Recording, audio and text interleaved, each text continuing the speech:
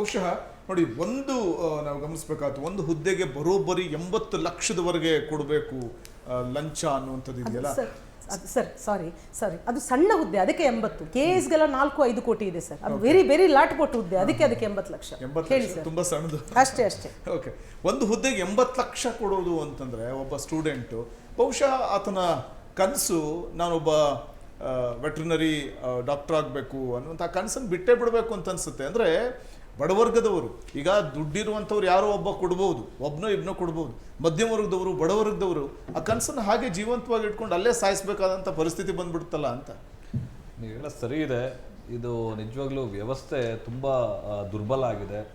ಸಾಕಷ್ಟು ಈ ಒಂದು ಏನು ಪ್ರಜಾಪ್ರಭುತ್ವದಲ್ಲಿ ಈ ರೀತಿ ವಿಶೇಷವಾಗಿ ಏನು ಕಾರ್ಯಾಂಗ, ನ್ಯಾಯಾಂಗ ಮತ್ತು ಶಾಸಕಾಂಗ ಅಂತ ಇದೆ. ಈ ಕಾರ್ಯಾಂಗ ಸಮರ್ಪಕವಾಗಿ ಸಕ್ರಿಯತೆಯಿಂದ ಕೆಲಸ ಮಾಡಿದಾಗ ಮಾತ್ರ ಒಂದು ದೇಶ ಆಗಲಿ ರಾಜ್ಯ ಆಗಲಿ ಅಭಿವೃದ್ಧಿ ಕಾಣೋದಕ್ಕೆ ಸಾಧ್ಯ. ಅದಕ್ಕೆ ಪೂರಕವಾಗಿ ಆ ಒಂದು ನೌಕರರು ಏನು ಇದ್ದಾರೆ ಅವರು ದಕ್ಷ ಅಧಿಕಾರಿಗಳು ಅಥವಾ ಒಂದು ರೀತಿ ಆಡಳಿತಗಾರ ಆದರೆ ನಿಜವಾಗ್ಲೂ ಈ ದೇಶ ಹೆಚ್ಚಿನ ರೀತಿ ಅನುಕೂಲ ಆಗುತ್ತೆ.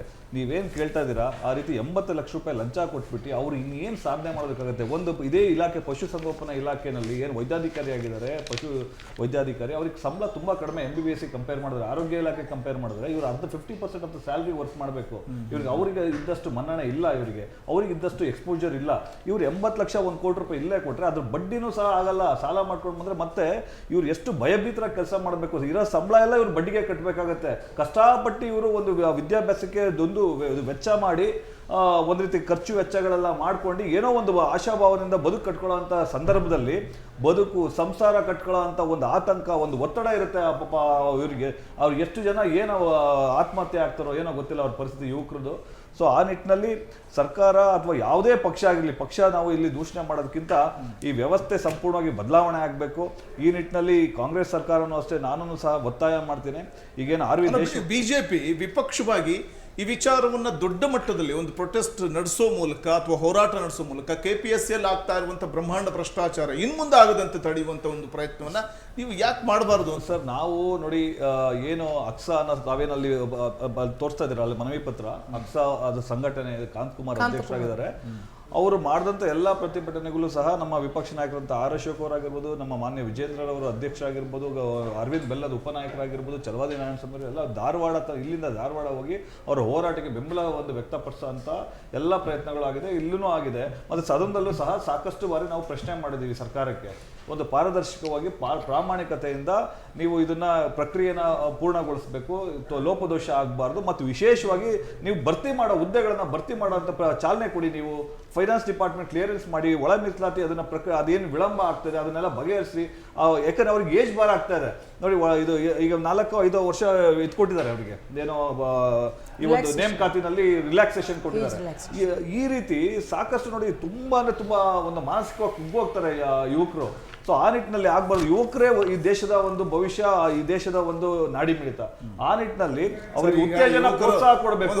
ಆಮೇಲೆ ನಾನು ಇನ್ನೊಂದು ಹೇಳಕ್ ಕೊಟ್ಟೆ ಸರ್, ಇನ್ನೊಂದು ನೋಡಿ, ನಾನು ಆಗ್ಲೇ ಪ್ರಸ್ತಾಪ ಮಾಡಿದೆ ಪ್ರಾರಂಭದಲ್ಲಿ, ಈ ರಾಜ್ಯದಲ್ಲಿ ಇರೋಂಥದ್ದು ಕೇವಲ 2% ಮಾತ್ರ ಸರ್ಕಾರಿ ನೌಕರು ಅವಕಾಶ ಇರೋಂಥದ್ದು, ಇನ್ನು 98% ಖಾಸಗಿ ವಲಯದಲ್ಲಿ ಮಾತ್ರ ಇರೋಂಥದ್ದು. ಖಾಸಗಿ ವಲಯದಲ್ಲೂ ಸಹ ಅದಕ್ಕೂ ಒಂದು ನೀತಿ ನಿಯಮಗಳು ಬರಬೇಕು. ಅಲ್ಲೂ ಬೇಕಾಬಿಟ್ಟು ಈ ಒಂದು ಏನು ಕಾರ್ಪೊರೇಟ್ ಸಂಸ್ಥೆಯವರು ನೌಕರನ್ನ ಒಂದು ರೀತಿಯ ವಿದ್ಯಾ ಅಥವಾ ಏನು ವಿದ್ಯಾಭ್ಯಾಸ ಮಾಡ್ಕೊಂಡು ಇರೋಂಥ ಸಾಕಷ್ಟು ಅಭ್ಯರ್ಥಿಗಳು ಒಂದು ರೀತಿ ಅಲ್ಲಿ ನಿಜವಾಗ್ಲೂ ಒಂದರ ಪ್ರಾಣಿಗಳ ತರ ಅವರು ಟ್ರೀಟ್ ಮಾಡ್ತಾರೆ. ನೀವ್ ಹೇಳ್ತಿದ್ರಿ ಒಂದು ಮಾತು, ಯುವಕರು ದೇಶದ ಬೆನ್ನೆಲುಬು. ಹೌದು. ಸೊ ದೆಹಲಿಯಲ್ಲಿ ಕೂಡ ಪ್ರೊಟೆಸ್ಟ್ ಮಾಡ್ತಾ ಇರುವಂತವ್ರು ಯುವಕರೇನೆ. ಸೊ ಅವರು ಕಣ್ಣಿ ಕಾಣಿಸ್ತಾ ಇಲ್ವಾ ಬಿಜೆಪಿಗೆ ಅಂತ? ಸಂಪೂರ್ಣವಾಗಿ ಕಾಣಿಸ್ತಾ ಇದೆ.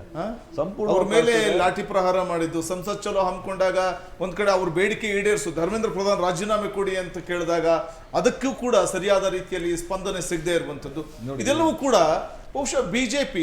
ನೀವಿಲ್ಲಿ ಘಂಟಾಘೋಷವಾಗಿ ಹೇಳ್ತೀರಿ ಯುವಕರು ದೇಶದ ಬೆನ್ನೆಲುಬು ಅಂತ. ಅಲ್ಲೂ ನೋಡಿ ಸರ್, ನೀವು ಅಲ್ಲೂ ನೋಡ್ಕೊಳ್ಳಿ ಬಿಜೆಪಿಯ ಒಂದು ಪರಿಸ್ಥಿತಿ, ಅಲ್ಲಿ ಸ್ಟೂಡೆಂಟ್ಗಳ ಪರಿಸ್ಥಿತಿ ನೋಡಿ. ಸಂಪೂರ್ಣವಾಗಿ ಅದರ ಅವಲೋಕನ ಮಾಡಿದೀವಿ ನಾವು ಸುದೀರ್ಘವಾಗಿ. ಕಳೆದ 12 ವರ್ಷದಿಂದ ಮಾನ್ಯ ಗೌರವಾನ್ವಿತ ಪ್ರಧಾನಮಂತ್ರಿ ನರೇಂದ್ರ ಮೋದಿ ಅವರ ನೇತೃತ್ವದಲ್ಲಿ ಕೇಂದ್ರ ಸರ್ಕಾರ ಆಡಳಿತದಲ್ಲಿ ಯಾವ ರೀತಿ, ಮತ್ತೆ ವಿಶೇಷವಾಗಿ ನಮ್ಮ ಭಾರತೀಯ ಜನತಾ ಪಾರ್ಟಿ ಇದೊಂದು ಬಲಿಷ್ಠವಾದ ಪ್ರಪಂಚದಲ್ಲಿ ಅತಿ ದೊಡ್ಡ ಒಂದು ಪಕ್ಷ, ನಮಗೆ ಅವಲೋಕನ ಮಾಡಿ ವಿಮರ್ಶೆ ಮಾಡುವಂಥದ್ದು ಗೊತ್ತಿದೆ. ಯುವಕರು ವಿಚಾರ ಒಂದೇ ನಿಮಿಷ ನೋಡಿ, ನೋಡಿ ಅಲ್ಲಿ ನೀವು ದೆಹಲಿದ್ ಕೇಳಿದ್ರೆ ನೀಟ್ ಪರೀಕ್ಷೆ ಅಲ್ಲಿ ವಿದ್ಯಾರ್ಥಿಗಳು ಅವರು ಹೋರಾಟ ಮಾಡ್ಲಿ, ಅದು ಅವ್ರ ಹಕ್ಕು. ಅಲ್ಲಿ ಲೋಪದೋಷ 99 ಯಾವುದೋ ಈ ತರದ ಒಂದು ಅವಘಡ ನಡೆದು ಬಿಡುತ್ತೆ, ಅದನ್ನ ನಾವು ಸಮರ್ಥನೆ ಮಾಡ್ಕೊಳ್ತಾ ಇಲ್ಲ. ನಾವು 152 ಪೇಪರ್ ಲೀಕ್ ಆಗಿದೆ. 152 ಸಲ ಇಲ್ಲ ಇಲ್ಲ ಸುಳ್ಳು ಹೇಳೋದಕ್ಕೆ ಈ ತರ ನೀವು ಅಭ್ಯರ್ಥಿಗಳ ಸಾವಿಗೆ ಬೆಲೆ ಇಲ್ವಾ ಸರ್? ಸಾವಿಗೆ ಬೆಲೆ ಇಲ್ವಾ? ನೈತಿಕ ಮತ್ತು ಧರ್ಮೇಂದ್ರ ಪ್ರಧಾನ್ ರಾಜೀನಾಮೆ ಮಾಡೋದಕ್ಕಾಗ್ತಾ ಇಲ್ವಾ? ನೋಡಿ 56,000 ಇತ್ತಂತ ಇದು MBBS ಸೀಟ್ಗಳು 1,25,000 ಏರ್ಸಿದೀವಿ ಇವತ್ತು ನಿಮ್ಮ ಸರ್ಕಾರದ ಭರವಸೆ ಕಡಿಮೆ ಆಗ್ತಾ ಇದೆ. 30,000 1,08,000 ಮಾಡಿದ್ದೀವಿ. ಏನ್ ಜಾಸ್ತಿ ಮಾಡಿದ್ದೀವಿ? MBBS ಮೂಲಭೂತ ಸೌಕರ್ಯಗಳು ಕೊಟ್ಟಿದ್ದೀವಿ. ಆ ಇಲಾಖೆನ ಒಂದು ರೆಜ್ಯುನೇಟ್ ಮಾಡಿದ್ದೀವಿ. ಹೌದು ಒಂದೇ ನಿಮಿಷ ಸಚಿನ್ ಈ ಧೈರ್ಯ ಇದೆಯಲ್ಲ, ಈ ಒಂದು ಗಟ್ಟಿತನ ಇದೆಯಲ್ಲ, ಈ ಕಾಂಗ್ರೆಸ್ ಸರ್ಕಾರದಲ್ಲಿ ನಡೆದಿದೆಯಲ್ಲ, ಅದನ್ನ ಗಟ್ಟಿ ನಾನು ವಿಷಯಾಂತರ ಮಾಡೋದು ಬೇಡ. ನಾನು ಎಕ್ಸಾಂಪಲ್ ಕೊಟ್ಟೆ ಅಷ್ಟೇ. ಬರ್ತೀನಿ ಮೇಡಮ್.